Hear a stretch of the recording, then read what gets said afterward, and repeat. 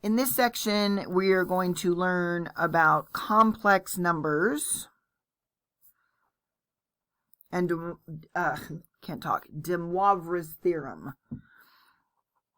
and Demobras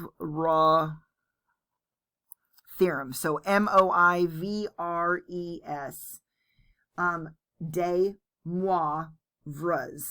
Demobras theorem. So complex numbers, first of all, are a combination of real plus or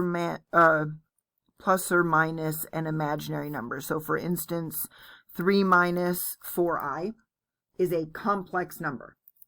So you've got real plus or minus a multiple of an imaginary number.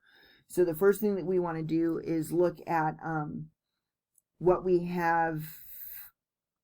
I'm sorry, I thought I was looking at the wrong section. I was hyperventilating. Okay, so we have what is traditionally known as your x-axis and your y-axis. We're going to use the same methods to graph it, but for now what we're going to have is the real axis, and then we'll have the imaginary axis. So my imaginary axis, if I were to graph this point, I would just realize I'm going to, from the origin, I'm going to go right 3 units on the real axis, and then I'm going to go down 4 units on the imaginary axis. So I would go over 3, down 4, and that's how we represent the point 3, negative 4i. So when we are plotting these, it's very, very similar to just plotting on an XY coordinate plane. We just change the Y to reflect the imaginary component, and we reflect X to be the real component. So what we have then is some formulas, which Landigotion, where'd I put them? Give me 2 seconds. Hang on, let's pause. Found it.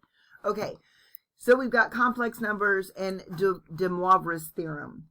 And basically, we've already looked at polar coordinates. So you'll notice that I can represent Z, which is going to be a coordinate, as rectangular coordinates, which would be x plus yi. So that's what I just showed you. I could also represent it as an x coordinate. So from polar coordinates, we remember that x equals r cosine theta and that y equals r sine theta. But y is going to have that be a multiple of your imaginary numbers, okay? To move from here to here, all I did was factor out the r, okay? So I'll have r cosine theta plus I sine theta. And then, so we've got rectangular, we've got polar, and then we've got exponential. So I can write complex numbers as exponentials. So Euler's formula, which is going to not be Euler, it's Euler, you'll notice that e to the I theta is just cosine theta plus I sine theta. But if I multiply both of these by r, then I'll have r times Euler's formula equals r times cosine theta plus I sine theta. So that's how we're going to morph between these exponentials and the polar and the rectangular.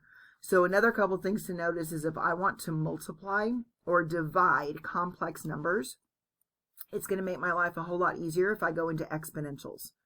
Okay, so I can take a radius times e to the I theta 1 times a radius e to the I theta 2, and then notice all it is from there is basic algebra. So if I'm multiplying and my bases match, so I'm going to multiply my coefficients.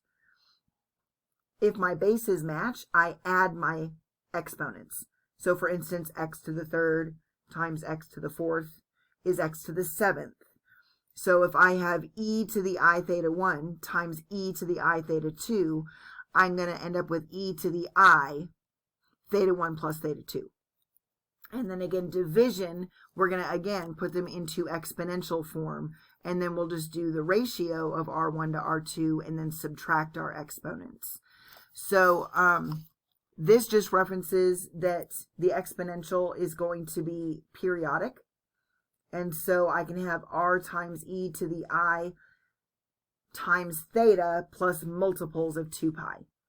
Okay?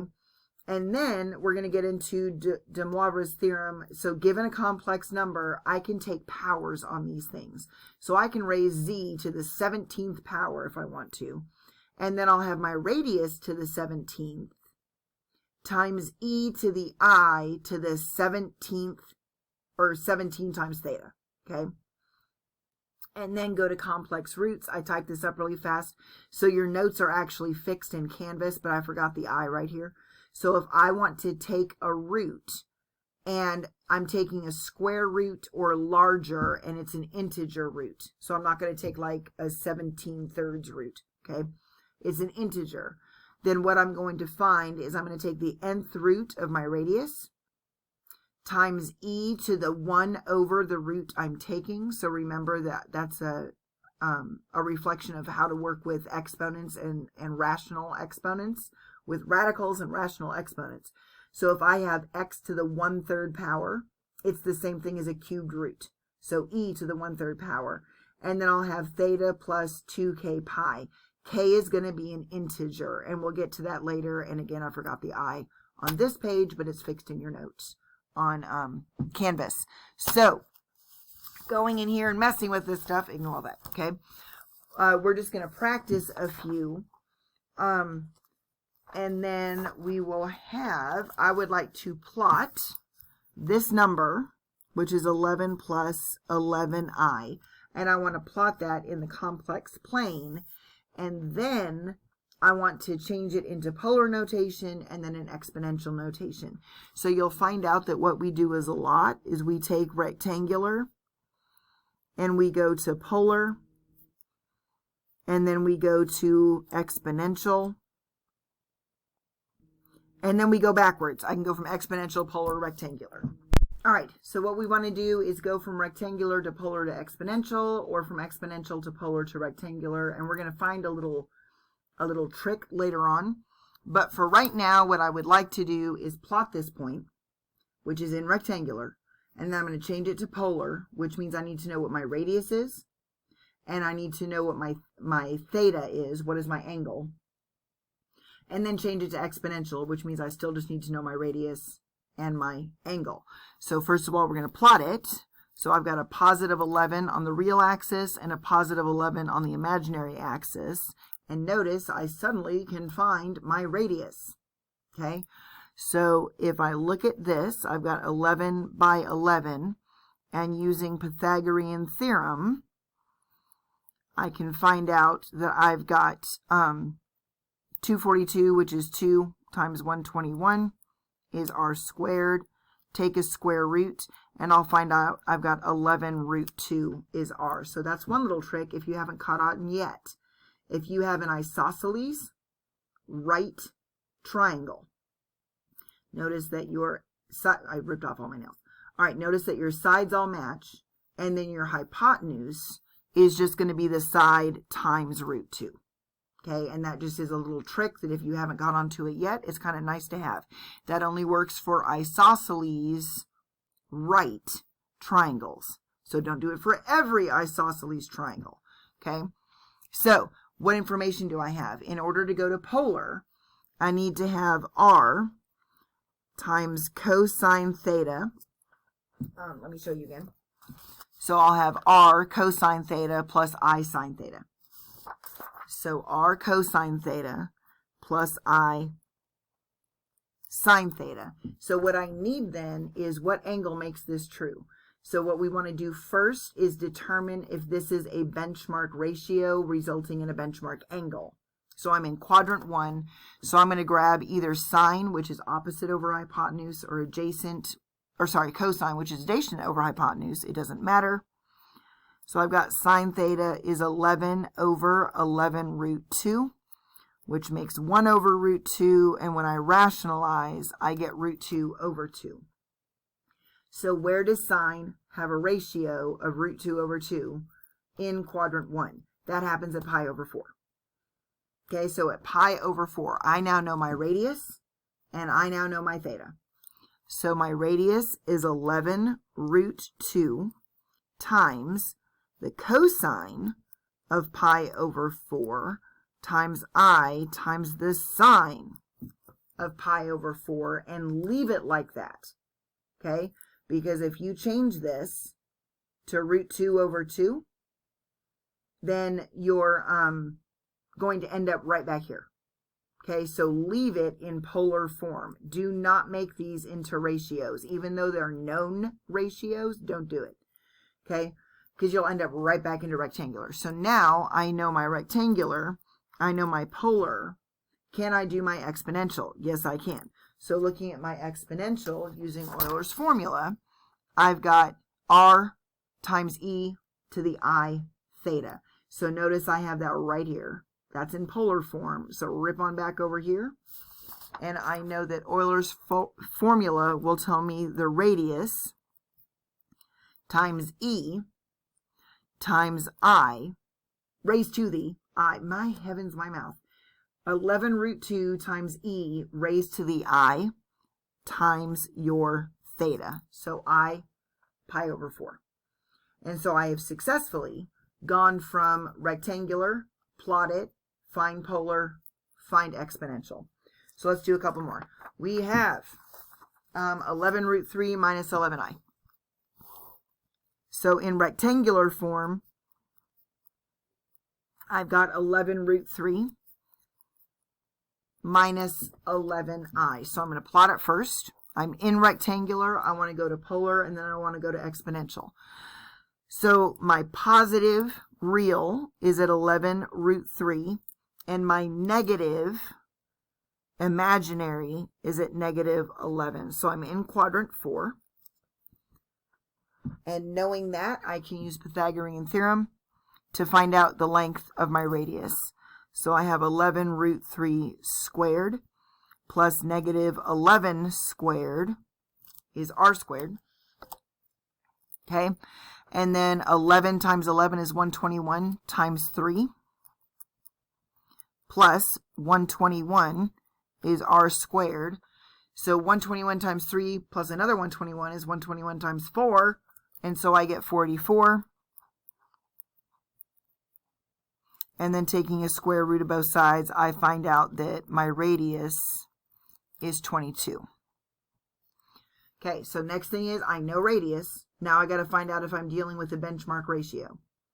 Okay, so I'm going to go ahead and avoid the radical just because I don't feel like dealing with it. So I'm going to use the sine of theta in quadrant 4. So the sine of theta needs to be opposite over hypotenuse, which means I've got negative 1/2. So where does sine have a ratio of negative 1/2? In quadrant 4, and that's going to occur when theta is 11 pi over 6. So in polar form, I've got my radius of 22 times the cosine of 11 pi over 6 plus I times the sine of 11 pi over 6. And again, do not replace these trig functions with ratios, or you'll end up right back here. Okay, so you're converting. I'm now from rectangular to polar, which means now I can do exponential. So exponential says radius times e to the I times theta. So 22 e to the I 11 pi over 6. Okay, let us try one more. Okay, or a couple more actually. Let's try one more. I've got 5 minus 5i. So I'm in rectangular. So plot it first. 5 minus 5. And so what is our little shortcut? I know that this is a right angle. I know that my side lengths are both 5. It's just that I'm in quadrant 4, so it's negative 5, which means my hypotenuse is 5 root 2. Okay, and then for theta, I can say the sine of theta, which you should recognize that's 45 degrees at this point. So I drop down 11 pi over, I drop down 1 pi over 4. Okay. So the sine of theta is going to be a negative 5 over 5 root 2, which is going to be a negative root 2 over 2. So where does sine have a ratio of negative root 2 over 2? That's going to occur as 7 pi over 4. So in polar form, there's rectangular. Here's polar. My radius is 5 root 2. And then I've got the cosine of 7 pi over 4 plus I times the sine of 7 pi over 4. And then for exponential, take your radius times e to the I times theta. E to the I times theta.